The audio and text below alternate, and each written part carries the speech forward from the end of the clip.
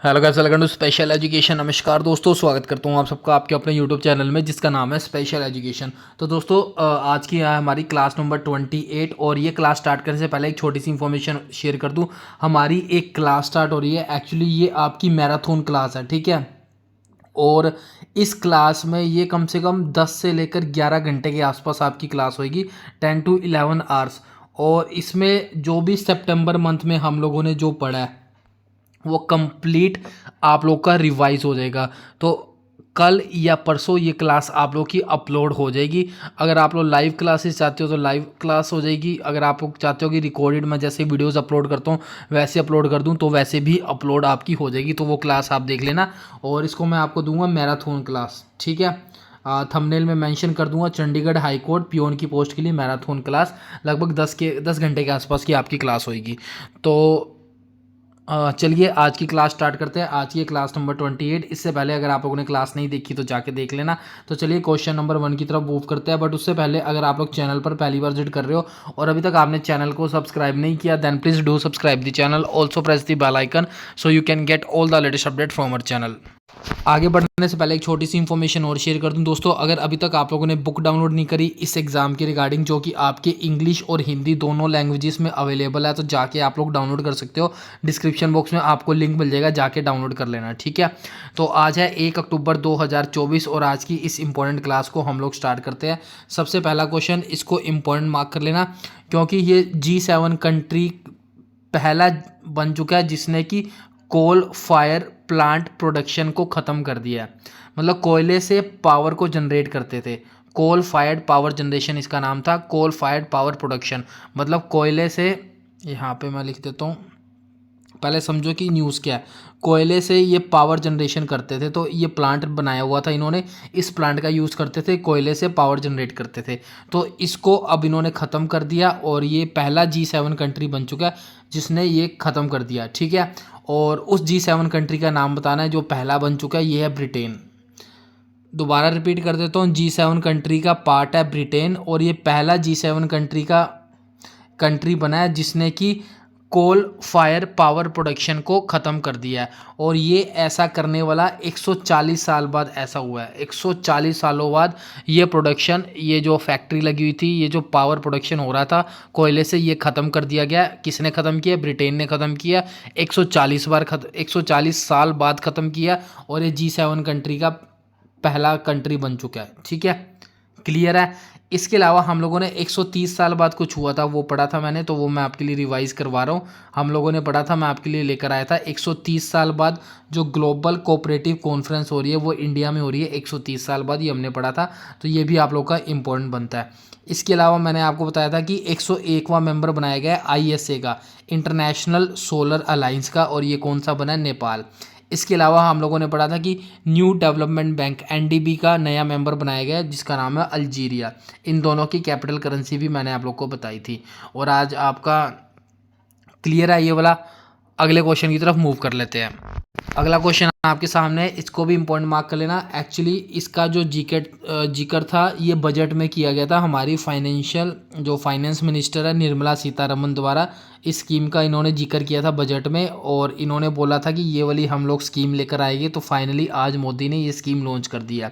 तो स्कीम का क्या नाम है? स्कीम है आपकी प्रधानमंत्री जनजातीय उन्नत ग्राम अभियान। प्रधानमंत्री नरेंद्र मोदी ने लॉन्च किया। दोबारा नाम रिपीट कर देता हूँ, प्रधानमंत्री जनजातीय उन्नत ग्राम अभियान। तो ये जनजातियों के लिए लॉन्च किया गया और ये प्रधानमंत्री नरेंद्र मोदी ने लॉन्च किया है और ये हजारीबाग से लॉन्च किया है। हजारीबाग आपका झारखंड में है। तो झारखंड की विजिट पर गए थे मोदी, अगर आप लोग न्यूज़ देखते हो तो आपको पता होगा। तो झारखंड की विजिट में हजारीबाग में इन्होंने ये वाली स्कीम लॉन्च की है जनजातियों के लिए। और स्कीम का ये क्या नाम है? प्रधानमंत्री जनजातीय उन्नत ग्राम अभियान, ठीक है। क्लियर है। और अब इससे रिलेटेड कुछ पार्ट्स, कुछ फैक्ट्स हम लोग रिवाइज कर लेते हैं जो हम लोगों ने पहले पढ़ा था। जैसा कि पहली शेड्यूल एयरलाइन खोली गई है और ये यूपी में स्टार्ट की गई है। शेड्यूल एयरलाइन याद रखना है जिसका नाम है शंख एयरलाइन। आगे हमने पढ़ा था पहला comprehensive cancer data portal launch किया गया और ये ICGA द्वारा लॉन्च किया गया है। ICGA की फुल फॉर्म है इंडियन कैंसर जीनोम एटलस। ये भी इंपॉर्टेंट है, ये भी मार्क करना है, कैंसर वाला इसको इंपॉर्टेंट मार्क कर लेना, ठीक है। क्लियर है, रिवाइज भी हो गया। तो चलिए अगले क्वेश्चन की तरफ मूव कर लेते हैं। अगला क्वेश्चन आपके सामने है, सरकार ने गवर्नमेंट ने लॉन्च किया क्रूज भारत मिशन। अब सबका दोस्तों सपना होता है क्रूज पे जाने का, ठीक है। क्रूज़ पता होगा, वो जहाज सा होता है टाइटैनिक टाइप क्रूज़, जहाँ पे लोग छुट्टियाँ बनाने या घूमने जाते हैं। यहाँ से अपने गुजरात से भी चलता है, ये गुजरात से मुंबई जाता है, मुंबई से गुजरात आता है, मतलब छोटे छोटे डिस्टेंस पर चलता है ताकि क्रूज़ का मज़ा ले सके और इससे टूरिज़्म बढ़े, पर्यटन बढ़े और सरकार को फ़ायदा हो। तो क्रूज़ से रिलेटेड ताकि जो आम लोग हैं क्रूज़ में जा सके, तो क्रूज़ से रिलेटेड सरकार ने एक नया मिशन लॉन्च कर दिया और इसका नाम है क्रूज़ भारत मिशन, ठीक है। दोबारा रिपीट कर देता हूँ, सरकार ने क्रूज भारत मिशन लॉन्च किया ताकि जो सी क्रूज ट्रैफिक है, जो समुद्र में क्रूज का जो ट्रैफिक है उसको डबल किया जा सके, मतलब ज़्यादा से ज़्यादा टूरिज़्म वहाँ पर बढ़े। तो इन्होंने बोला है कि इनका टारगेट है 1 मिलियन सी क्रूज ट्रैफिक करना है इनको मार्च 2029 तक। तो ये तीनों पॉइंट याद रखने हैं। पहला, सरकार ने जो मिशन लॉन्च किया उसका नाम याद रखना है क्रूज भारत मिशन। क्यों लॉन्च किया? क्योंकि सी क्रूज ट्रैफिक को डबल करना चाहते हैं और 1 मिलियन करना चाहते हैं मार्च 2029 तक ट्रैफिक को। तो ये तीनों पॉइंट्स आपके इंपॉर्टेंट है, ठीक है। अब इससे रिलेटेड कुछ स्कीम्स पढ़ लेते हैं जो हम लोगों ने पहले पढ़ी थी। लाइक यहाँ पर देखो, त्रिपुरा ने आपकी स्कीम लॉन्च की है CM 7 स्कीम। ये मैंने आपको रिवाइज नहीं करवाई थी, तो हो सकता है आप लोग भूल गए हो, बट भूलने नहीं दूंगा मैं। त्रिपुरा ने नई स्कीम लॉन्च की है जिसका नाम है CM 7 स्कीम। इसके अलावा उड़ीसा ने नई स्कीम लॉन्च की थी जिसका नाम है सुभद्रा स्कीम। इसके अलावा वेस्ट बंगाल ने एक बिल जारी किया गया था जो रेप केसेस वगैरह है उनसे निपटने के लिए, और इसका नाम था Aparajita women and child development bill.